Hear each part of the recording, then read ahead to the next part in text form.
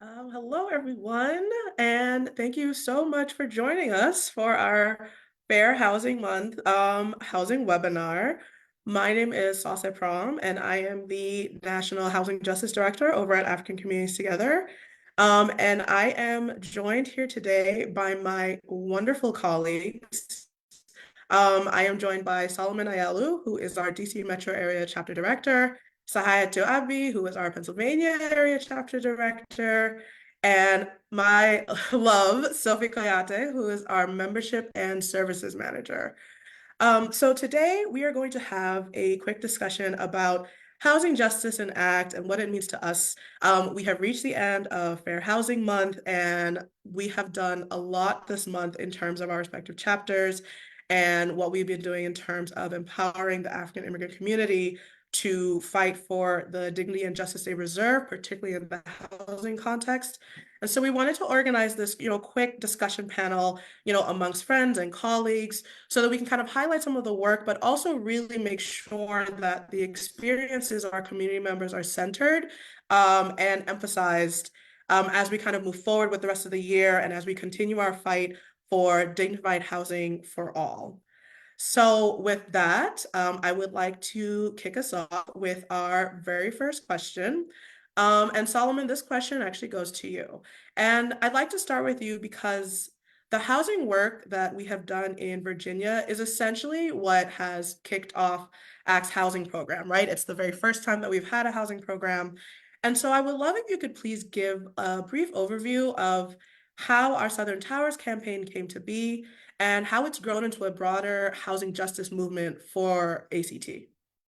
Yeah, so as you mentioned, we work out of Southern Towers. Our housing campaign grew out of Southern Towers, which is this large complex that's so large, it's by I think what 1,800 units. That's almost it's a census tract. It's a massive property, and for it's a particularly been important for Alexandrians, for immigrants, and for low-wage workers. Almost two-thirds of Southern Tower residents are Black, and over 60% of residents are foreign-born.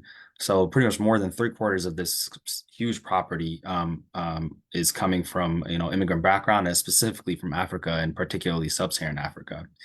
And so it's been this kind of stepping off point for so many people when they come into the DMV area. And uh, you know, in 2020, CIM, which is this Los Angeles-based private real estate company, purchased Southern Towers, which was, I think, one of the largest land acquisitions of that year, for about 506 million.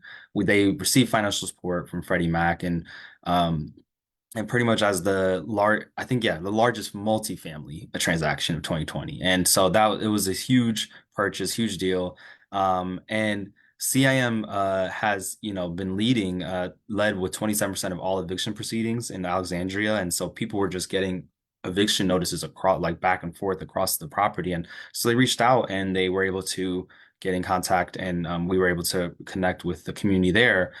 And many of the Southern Tower, what we found was that many of the Southern Tower residents were facing unemployment and struggling to keep up with their rent. I mean, there were just so many issues with the property management and the transition, and ongoing issues related to infrastructure, mostly around the air vents, the pipes. They're just flooding pretty regularly on the property, and there seems to be this lack of just effort from CIM to address these issues. And we did our best and have done our best to build a campaign of tenants around their wants and their needs, for the what they would like for CIM to essentially be better at when it comes to managing their property. And that really was what started our housing work in the area. And we saw that after kind of kicking off the campaign in Southern Towers, that with this West Alexandria redevelopment, that we were seeing some of the similar issues happening across the city. And these issues of just not not being tenant friendly, but instead being almost antagonistic and just being very exclusionary, not including just residents in the budget and how they're planning the area in regards to housing. And just overall, just a really neglectful relationship with tenants in Alexandria, and and is very well captured in what's happening in Southern Towers. So we've worked with the tenants there to develop some wants, some recommendations for CIM, and also for the city. Holding Know Your Rights trainings, holding community events. We've hosted two large actions that I think more than that actually. I think two that I know off the top of my head. And all of these have been aimed at addressing what's happening, not like specifically kind of focusing on Southern Towers, but also just the larger housing issues in Alexandria.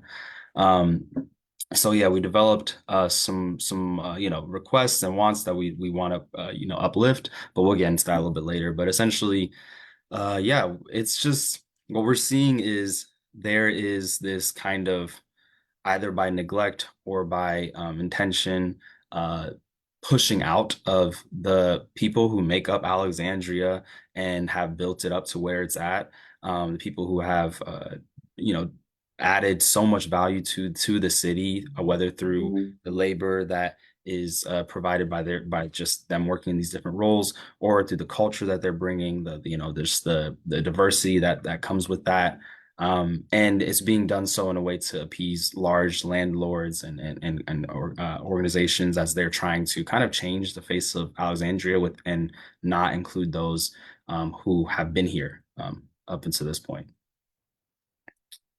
Thank you for that. And I think it really is it's interesting how Southern Towers, as it's grown, has really kind of shown the shift between focusing on kind of like this singular private property versus how government institutions also play a role in the displacement of our community members, and therefore why they should be taking an even more active role in presenting that, right? And and with that in mind, this kind of, transitions me into a question for Sophie. So our community in New York City is experiencing a lot of turmoil right now, right? Asylum seekers are basically being limited in their right to shelter, right? And this is kind of exactly what we're talking about when we mention what does government intervention mean in relation to addressing the housing crisis that our community members are going through, right? And it's these types of limitations that are hindering our community members' ability to secure that long-term stability, right? And so I'm just curious, Sophie, what other housing issues have you come across in your work that are impacting African immigrants? Thank you, Sosseh. I'm very happy to be here, and thank you, Salomon, for explaining the Southern Tower situation and problem. So I will say what's come across in our work here in New York City, impacting African immigrants, is really affordability. It's a real problem because, as you know, many African migrants struggle to afford housing, especially in urban area like in Harlem or even Bronx now, where the cost of living is very high. So, and if you remember some of articles that we saw lately with asylum seeker, the apartments are overcrowded because of, the price being so high for apartments. And also, beside the affordability, sorry, you have the discrimination, which is something that we definitely need to fight for it because, you have so many landlords just refusing to rent to African immigrants, or if they rent it to us, they're charging higher rents, and the problem of this is, they based on ethnicity and providing inferior housing condition, compared to other tenants. And we also have these language and cultural barriers. With all the work that we do in New York City, we always fighting for language access because, with the limited English proficiency, it's very hard for, African migrants to be aware of, the right that to understand the right that they have, to have access to, available resources and support services across the city. You also have another problem, which is the lack of documentation.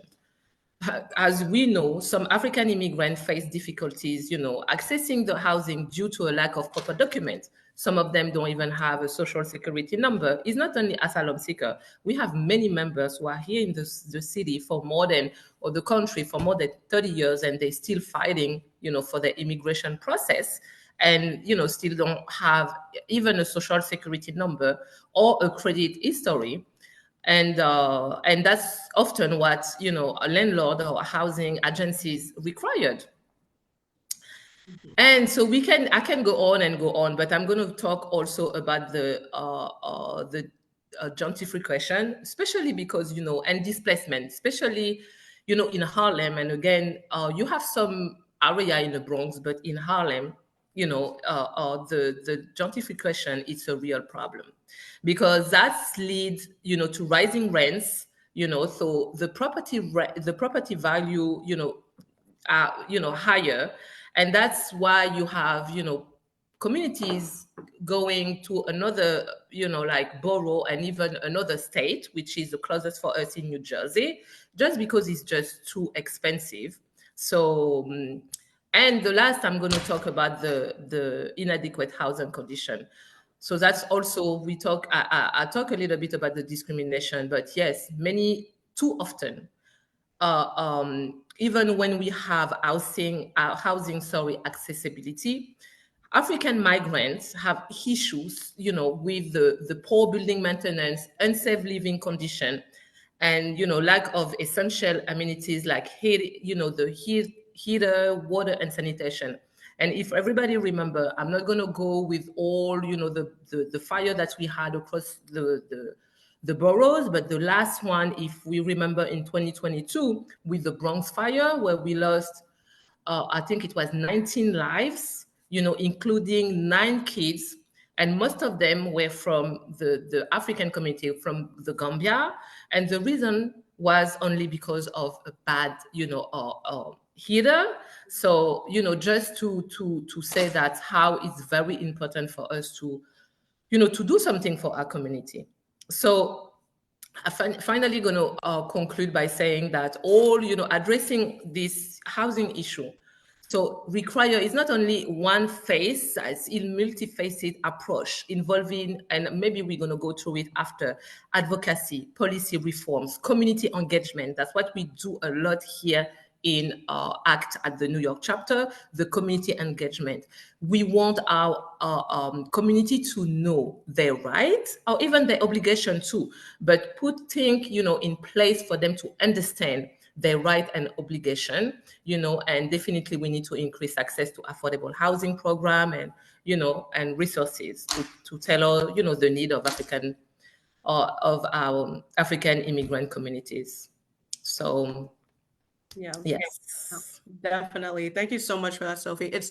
And bringing up this issue of community engagement and organizing, it's actually a perfect segue into a question I have for Tsehaitu, but it's interesting and also a little heartbreaking already to kind of see the kind of similar issues that our community members face regardless of chapter, right? You had mentioned language access being an issue, dignified housing being an issue, affordability being an issue, right? And that's in New York, in addition to all the other things that like asylum seekers are going through, and how similar that is to what we've kind of seen happening in Southern Towers as well, right? And not even just in Southern Towers, but in Alexandria and the state of Virginia as a whole, right? It's, again, affordability issues, language access issues, dignified housing issues, right? And so, kind of tacking on to, that theme that you had mentioned at the end of organizing the community. Tsehaitu, I wanted to really approach this question with you because you are running our newest chapter, right? Which is no easy feat.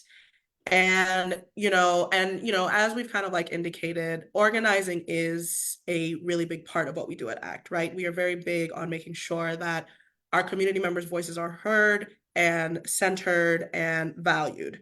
So, as staff in our newest chapter, what role do you see housing justice kind of playing in mobilizing our new members? And, I already kind of, laid out some of the commonalities between our New York and our DC metro area chapters, but do you already see some common themes in Philadelphia that are emerging that are similar to these chapters, or are there differences? So it's kind of like a two-parter, right? Yeah, yeah. I mean, there's definitely the same issues. I think Sophie knows that I've been pressed on trying to even bring some of the experiences from New York to PA to some of the leaders so that they can really hear that these experiences are shared.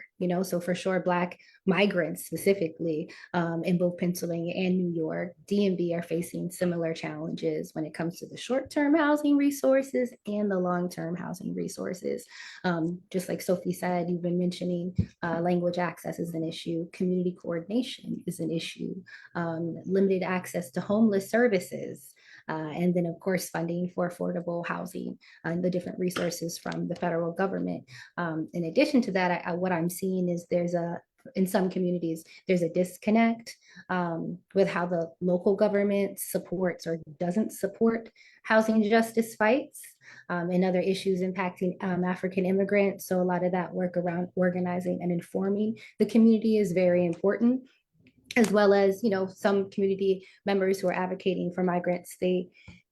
We may lack a comprehensive or unified strategy and approach in how we are solving these issues, especially when we're working with the city, as well as, organizational capacity, personal capacity, various cultural challenges.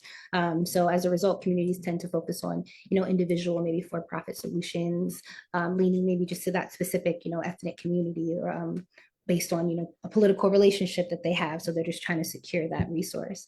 In addition to that, we are mobilizing members through housing justice initiatives using, of course, organizing tools like trainings and actions and building committees, of course. And it takes time. So we are a new chapter.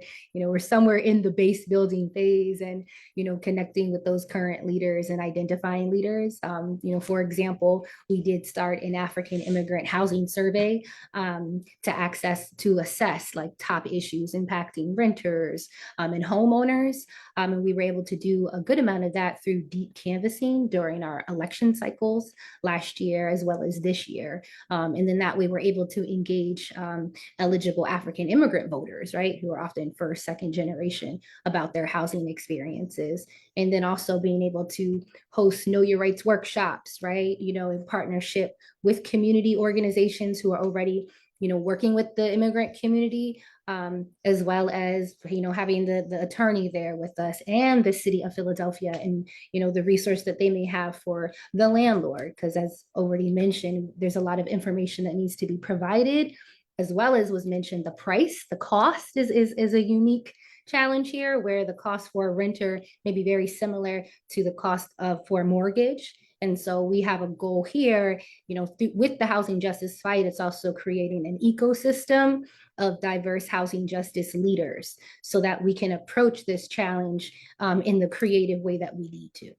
Mm-hmm. I love that. I love this like community of leaders. And this next question is, it's for everyone, but Tsehaitu, I would like to start with you just because I think it really kind of tacks onto some of your final point, some of the last points in your last response.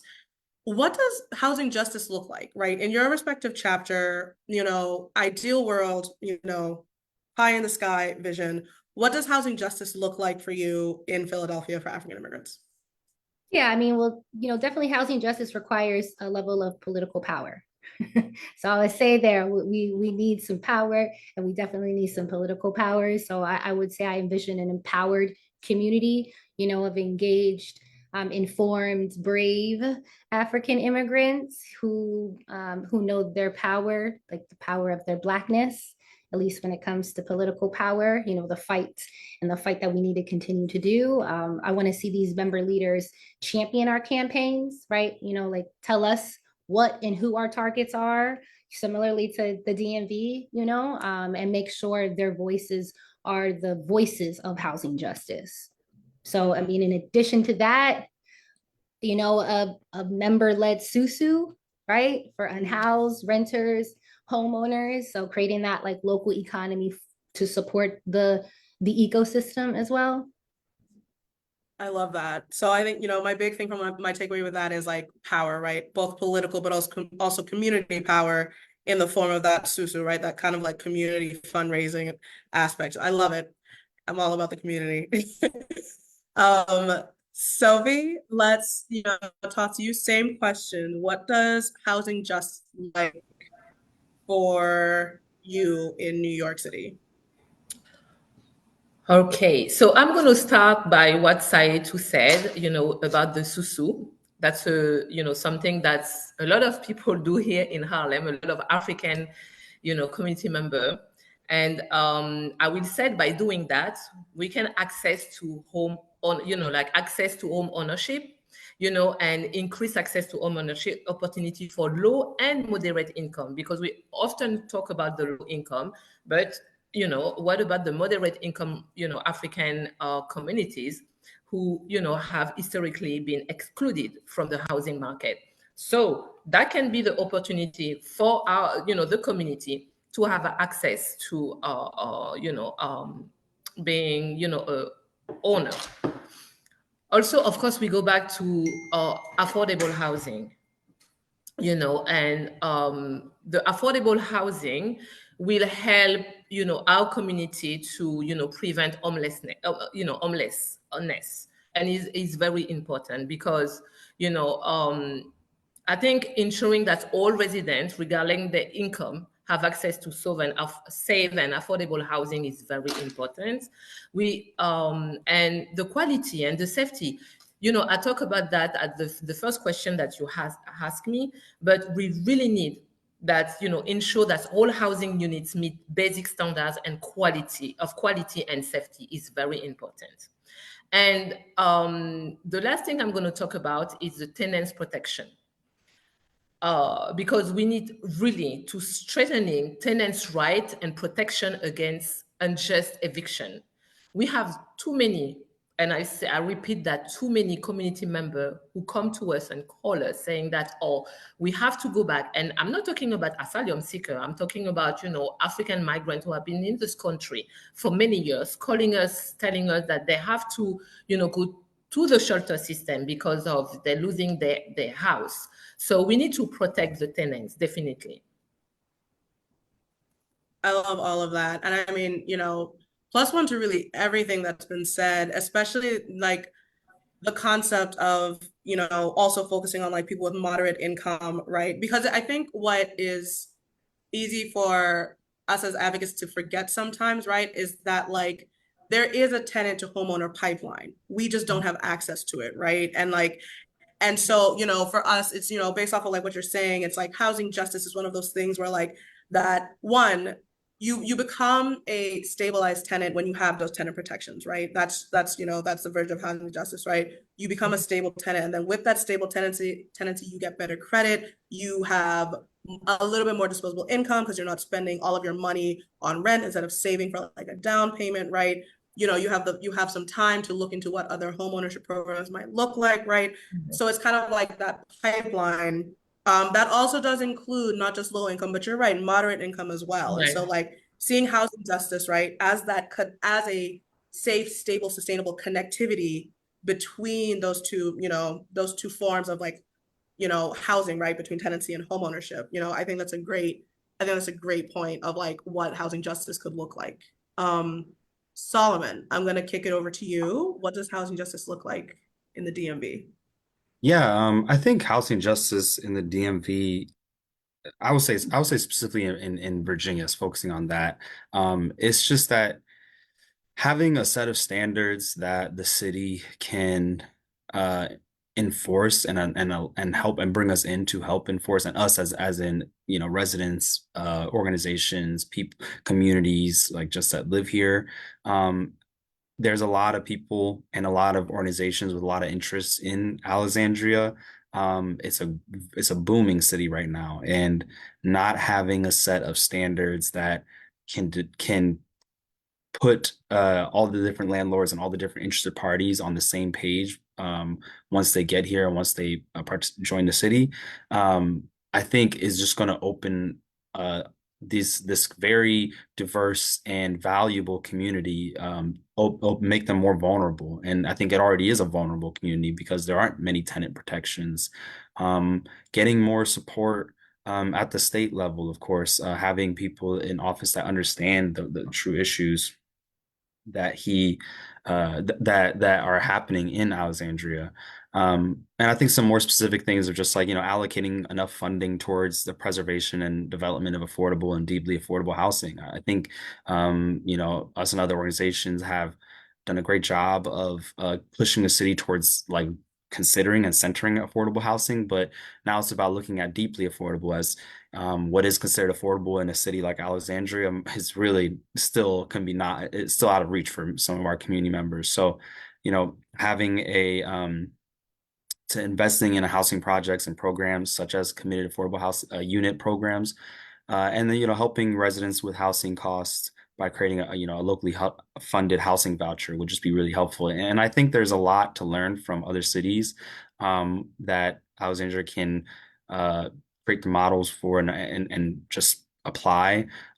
We do have there are unique aspects, of course, of Alexandria and Virginia, such as the Dillon Rule, but there's still that doesn't have to be how we that doesn't have to just limit what we can do. I think we need to be you've always said, Sosseh, be more creative, be more ambitious, because the city is a lot of interested parties, and we want to make sure that the people who have been here are still able to be here and participate in the growth of this city.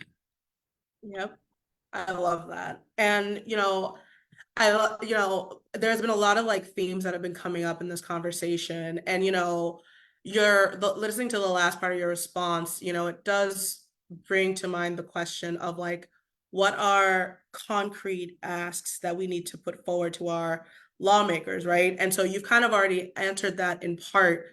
And so I want to, toss this to Tsehaitu and then Sophie as well, right? Like if there were one or two concrete policy asks that you would ask of lawmakers in your respective jurisdictions, right? Like, what would it be? So Tsehaitu, Solomon already kind of like, put in a little bit of like his response to that. So Tsehaitu, I'd love to hear from you, and then we'll end on Sophie. Yeah. So this is always the fun question, right? So definitely number one, invest in better homelessness services, like just number one. So for all people, we need more resources there. We need more investment, bottom line. And it sounds like a little bit more supervision over the budget here in PA, but that's a different conversation.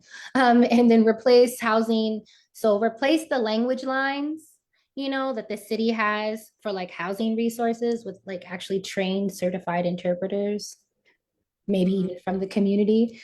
So basically like have somebody there that speaks the language at least a couple of days out of the week, at least to start, is just a priority. If you know that there are people who speak these languages who are coming here, why not have somebody you can bring in so we can at least tell them what we know on Tuesdays and Wednesdays? I mean, that's like a start, right.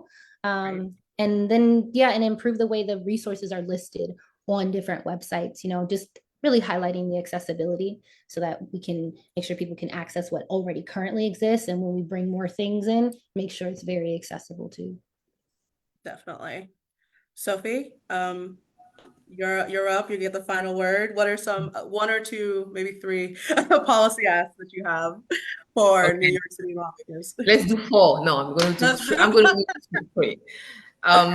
So I'm going to start with, the asylum seeker, housing situation. So I'm going to say stop. The first one is stop the limitation on shelter stays for asylum seekers. The 30 days notice and the 60 days notice have to get rid of this, So that's the number one. The number two, I will say for low income, our community expands the city FEPS. So you're going to have more people, that the kind of voucher of people don't, just don't know what is the city FEPS.